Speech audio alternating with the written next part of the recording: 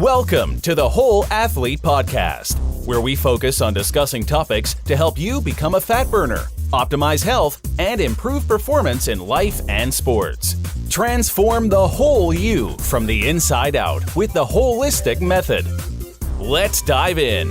Here's your host, Debbie Potts.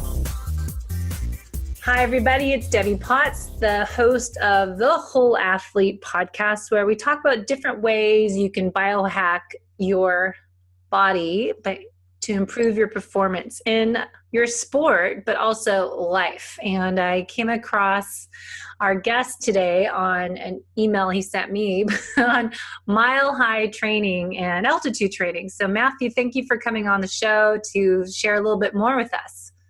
Thank you. Happy to be here. Now, do you go by Matthew or Matt? Are you Matt? Matt works, yeah. I know it's like Michael or Mike, Matthew, Matt. So you have a business that's called Mile High Training, and talk a little bit about what is your story, your why, your purpose, your passion to get started. Sure. Well, I grew up as a competitive athlete. I ran track and field, played soccer my whole life, ended up playing basketball in college. And that is where I was first introduced to low oxygen air technology. There was a professional, well, wasn't a pro at the time, but he was a football player at Ohio State University that was using an altitude tent. And I just thought it was the coolest thing, especially coming from Chicago where there's no altitude. So I was stunned to understand that you could actually improve your performance through using lower oxygen air. So thereafter graduation, I ended up working for a company that also did high altitude training. And really what we found is it's not only an amazing product for sports performance enhancement, for acclimatization to altitude, there's also a whole bunch of health and wellness applications, which have not been as well discovered as the performance benefits for athletes, but have been proven at the highest levels of medicine. So I think that's there's more altitude for people to come, even if they're not necessarily an athlete. So were you it seems like something you do and people lived in Boulder, and then you go down to sea level and you get inspired to do altitude training. Were you training at different higher elevations that made you realize that you need to train for that, or? That wasn't so much my experience. It was more understanding that you could use this simulated altitude technology to improve your sea level performance. That's what really struck me. It just made a lot of sense. This idea of taking this natural environment where all of these athletes are going to train. The Olympic Training Center is already there. People are going to Flagstaff for their running or for their tri camps. And then they're coming down and with the hopes of improving sea level performance and to think that was out there, and yet people were still taking 2 or 3 weeks of their life to go, up to a camp, didn't make a lot of sense to me, both financially and just in terms of time and lifestyle. So that's why I was very intrigued by this possibility and of using this technology further.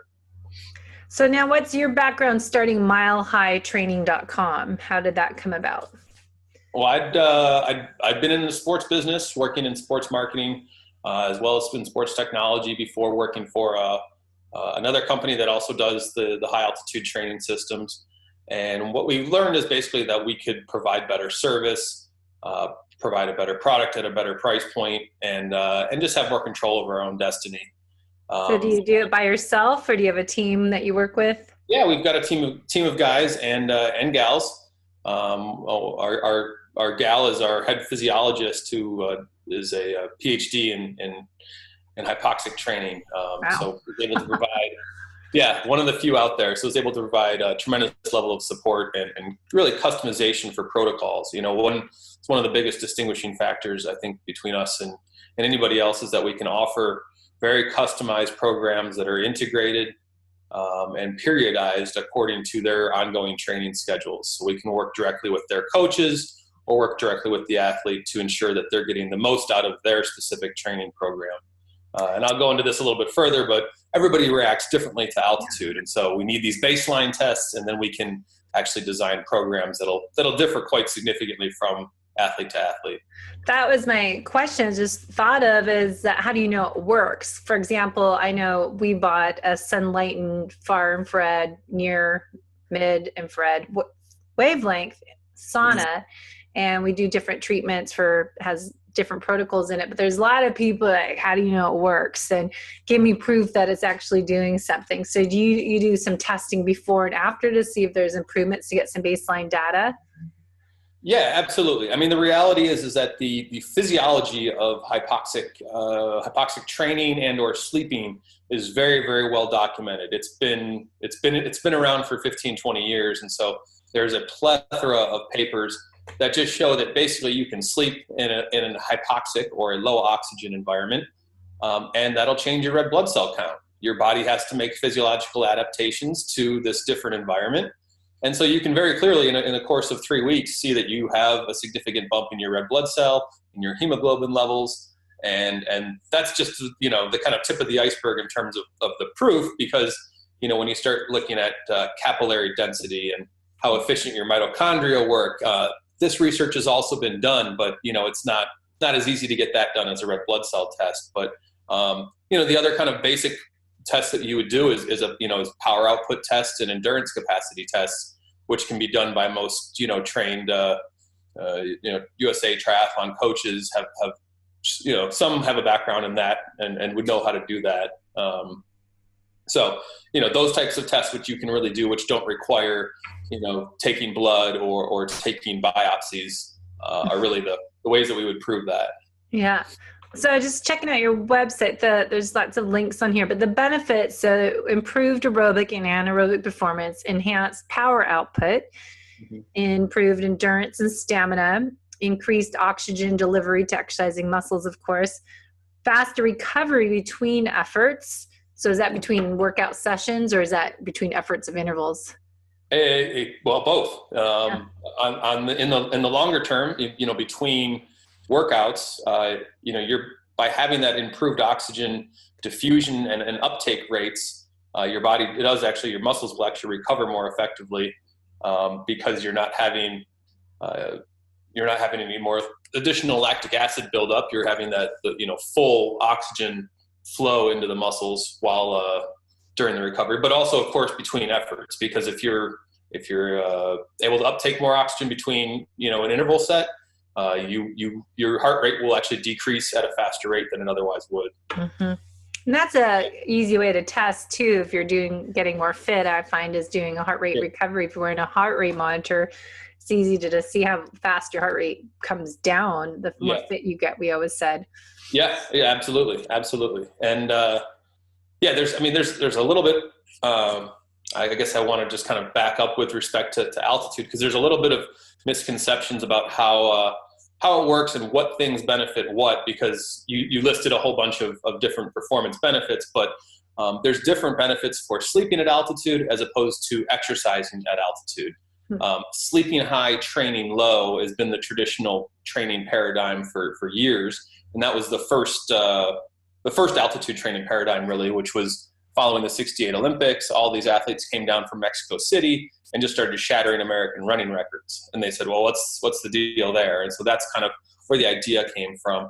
But what we were finding is that most of the research in the last, say 3 to 4 years has been focused on doing altitude training efforts, meaning using these low oxygen devices to do very short, very intense workouts.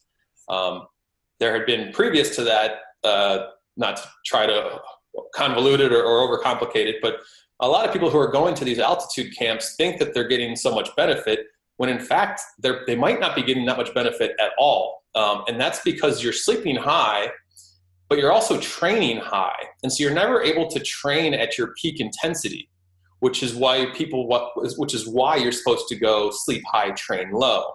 Because when you're not exercising at your peak capacity, you're never going to have the same wattage. Your body's not used to putting out the same type of wattage or power numbers as you would at sea level. And so as a result, there's kind of this training and then detraining effect that you do if you're up at an altitude camp and never going down for any sea level workouts. So that's just for the kind of living high and then training high all the time. What we really would recommend is to sleep high to get that benefit of red blood cell production, but then train high using these very, very short duration intervals to improve your power output. But that can be done, again, using our technology at sea level.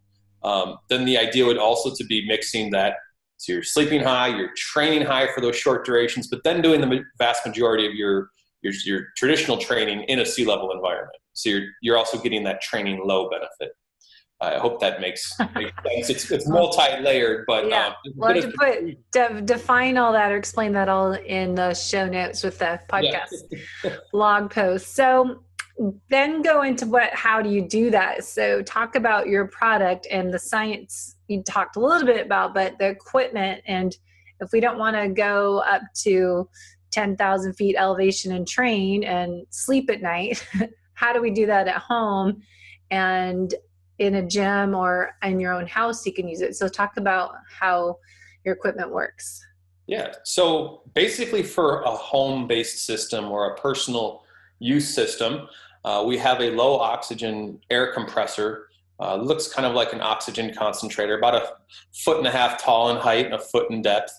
And this unit actually extracts oxygen from sea level air. So you get this little generator or compressor, which has a tubing connected to it.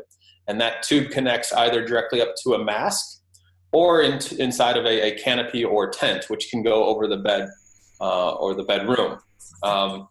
That's the basic setup for home use, where you could use that for sleeping at altitude or for exercising at altitude. The other thing you could do is we can actually convert an entire bedroom to high altitude.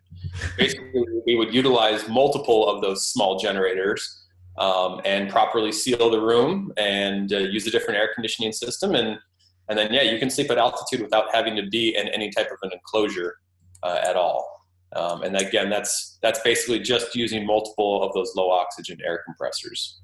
Okay, so let me try. If people are watching our video, I'm going to share the screen. If you go to YouTube to our Whole Athlete podcast, you can see our page here on what it looks like. So I think it helps to look at, here's the personal use altitude training equipment. And so the face mask, can you see that on your side? Yes. Okay. So I'm looking at the personal use one. Now it looks similar to what we do for metabolic testing. When we had a cart, we do the metabolic, the RQ value, and measure their fat burning capacity. Now, this is what you're saying you can purchase and do at home and have the altitude training. So you can just hook it up, see if there's different pictures. Yeah, that tubing that you see there is hooked up directly to the air generator or hypoxicator. It'll be on the lower right of those images. Okay, down here. So these guys. It'll be the silver guy on the right. Yeah, right. All right, that one. So it looks like my Colgan water purifier that I have in my studio. Yeah, this one's a little bit bigger. Weighs about 45, 50 pounds. But that tubing that you saw connected to the mask plugs directly into the port in the front of that machine. And from there, you can just dial in your exact altitude setting. Normally, we have people starting or sleeping at about 4,000 to 5,000 feet and kind of slowly working their way up. If you're exercise training, we usually start around 9,000 or 10,000 feet. Okay. So then this part here, you can measure, that's the oxygen saturation levels with the finger into Correct. The device. Correct.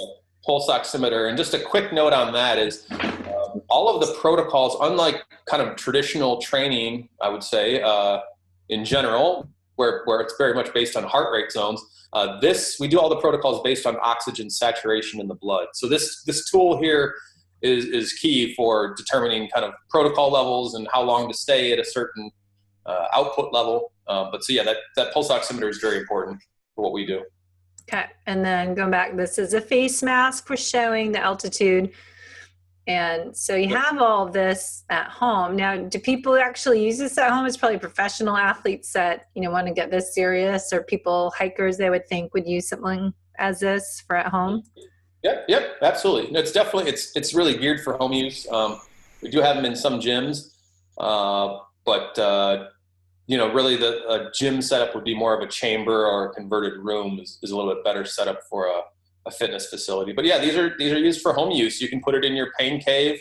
You can put it in your bedroom, and there's actually one further training modality that I didn't mention previously, but it basically consists of breathing 5-minute intervals, 5 minutes on, 5 minutes off, up at pretty high altitude, about 20,000 feet.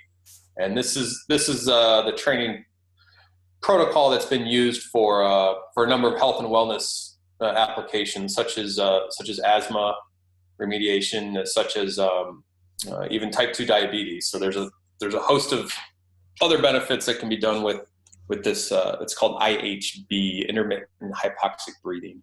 Wow. But that's one more method that can be used with that personal home use system. Huh. So I'm just looking at the other area under athletic equipment here is commercial use. You have your altitude chamber, altitude room conversion, environmental chamber, high oxygen rooms. Mm-hmm. And so this high oxygen room, you would find this in different towns, or is this more in the mountains? Or that would traditionally be a mountain town setup. We've had clients in Aspen, basically where they want to make a sea level room even though they're at altitude. So we pump in oxygen rich air, and what it does is it'll basically kind of provide a safety space, a comfortable space where they aren't feeling the effects of high altitude. So you can go in there and just kind of recover, and if you're having any altitude mountain sickness, altitude issues, they should dissipate pretty quickly when you're exposed to that oxygen rich air. Where is that, the picture on here, where is that located? That's in Aspen. Wow. Looks pretty nice. Yeah, it's I would think that would be great, because I know a lot of people do trail running, and like, I don't know where it's Aspen or somewhere up there, there's this 20-mile, big, huge trail run that I always thought would be fun. But it is, the problem is, I'm in Seattle, and how do you train for that altitude? But it'd be nice having that. Yeah. Well, what you would do, and this is why we provide rental systems. If you're a trail runner, if you're a triathlete, you're competing in Boulder, or you're competing in a high altitude race, there's Rocky Raccoon, the Leadville series, Western States, are some of the big ones. You could rent the equipment for a month and basically completely pre-acclimatize yourself to the altitude. In this case, you wouldn't need to have a room like that, because you'd already be totally fine at altitude. And that's kind of the beauty of the equipment, is that you can ensure that you're not going to get, not only are you not going to get sick at altitude, but that you're going to perform at a much higher level than you otherwise would for an athlete living at sea level than going up and competing at altitude. Well, exactly. Boulder Ironman was last weekend, and right. I would love to do that someday when I'm able to race. And I just always think how much of an edge people have that live in that town compared to where I live, that how do you train for that? So yeah, you have to rent equipment. What about I know some people had the oxygen masks, those Darth Vader masks, and you work out with those. How does that differ? Obviously, this is more high tech. Yeah, that's a great question, because there's a lot of just confusion, and that's not just the general public. That's strength and conditioning coaches who work with these NBA and NFL teams. That is an air restriction device. It doesn't change the amount of oxygen in your blood at all. So it's some great marketing where they call it an altitude training mask, but it's not altitude at all. And really that's the critical point, is that, remember I was mentioning that pulse oximeter is very critical to measure the oxygen levels in the blood. And that's where the human body has that's where it changes. If you don't lower that percentage of oxygen in the blood, your body doesn't have to adapt at all. And so those fitness masks are, they don't simulate altitude. So you're not going to get any of the benefits of either acclimatization or, increased endurance capacity through that. There are studies that say it could potentially strengthen your diaphragm, but there's not a lot of research on it considering their popularity. But it doesn't, at the end of the day, it does not simulate altitude and wouldn't prepare you for a high altitude race or a climb. Well, I always think you get what you pay for. So, if you're going to get something costs, I don't know how much they cost, but there's usually something else going on that's not as good quality. Right. Or effective. So now this picture here, the altitude room conversion, you can just train put your little closed off private room, training room, and make it less oxygenated. Correct. Yeah. What you do with that is the top picture you can see, they just basically put in a wall, a glass wall, and on the other side of that we have machines in a separate room, and then we pump those through a port into the room, and the room becomes a high altitude room, and you can do all of your training work inside of that. And it's pretty straightforward in terms of, modifications or things you would need to do to the room. You just got to make sure the windows and the lights are sealed properly, and any doorways, and then basically you can provide enough air to get up to 10,000 feet. This is actually in Wisconsin, this installation. Really? Yeah. So it's crazy. So the equipment is flushing out the CO2 from the altitude environment, and then continuously it monitors the air to check that it's working correctly, to make sure the oxygen CO2 levels are the right numbers. Yeah. So with the question of CO2, what our machine is doing is actually removing this oxygen. So there's 80% nitrogen, 20% oxygen in the air, 21% oxygen. We're removing about let's say if we want to simulate 12,000 feet, we have to go to about 13%. So you're going down from 21% to about 15% oxygen.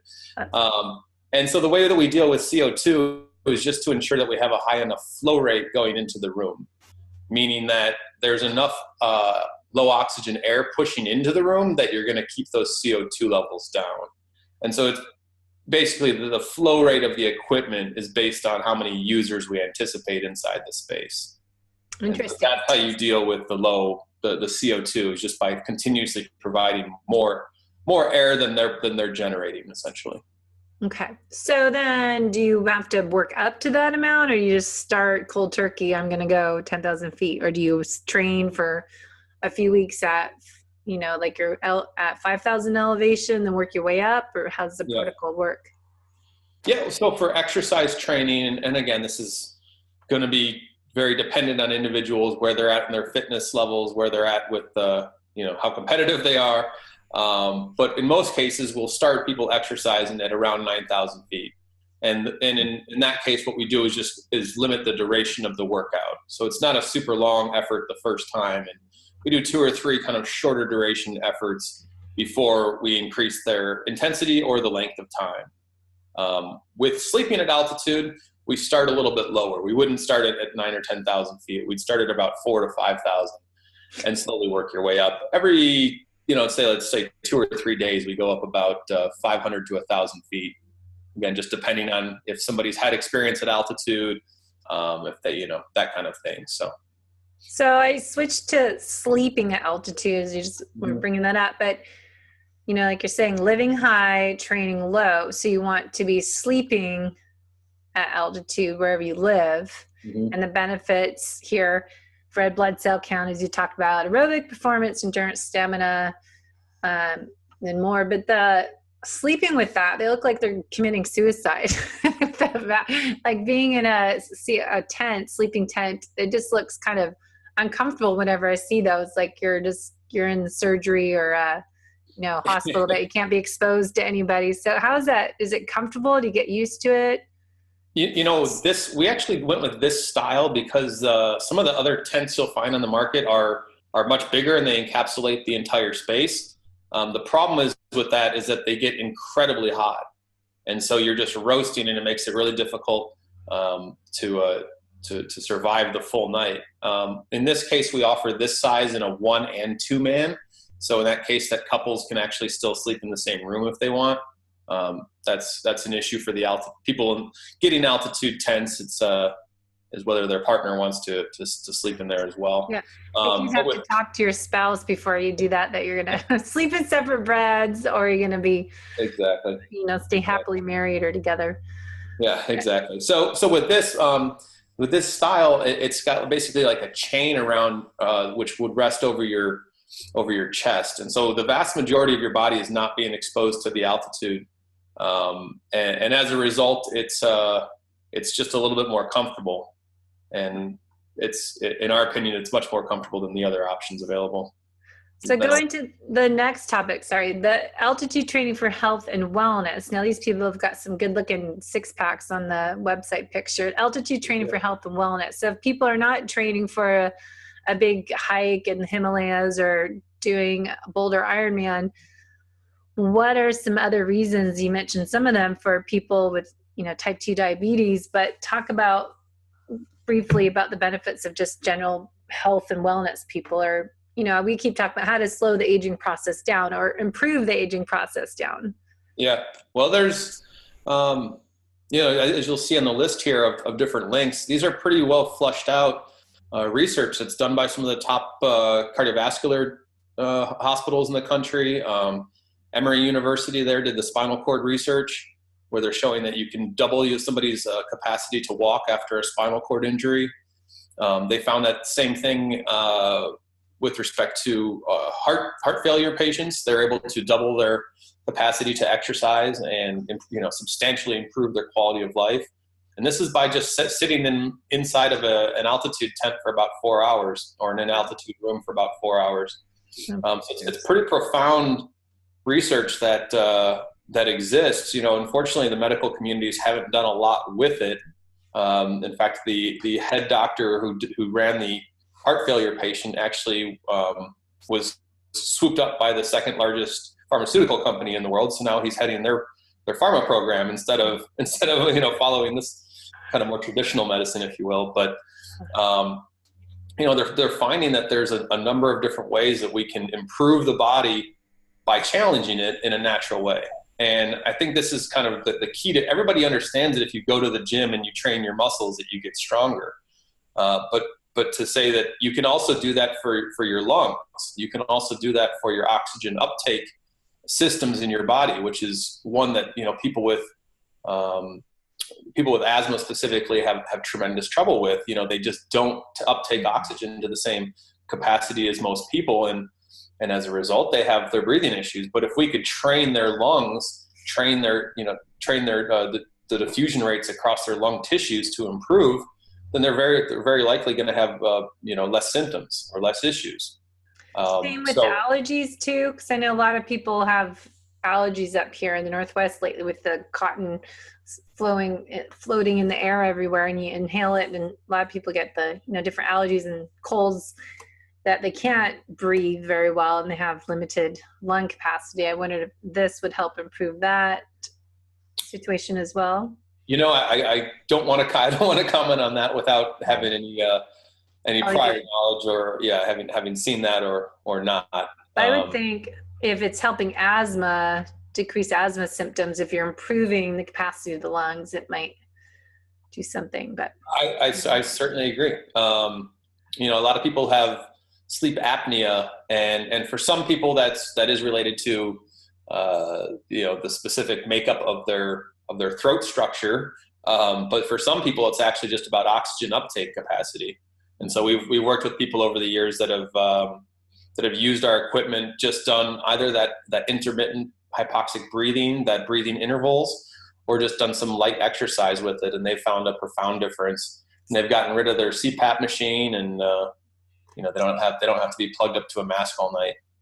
Yeah, looks good. So, and then how does it help for weight loss? It basically, your body has to work harder than it normally does to do the exact same thing. So what they're finding is that, and this has actually started to be a fad somewhat in Australia and in Europe.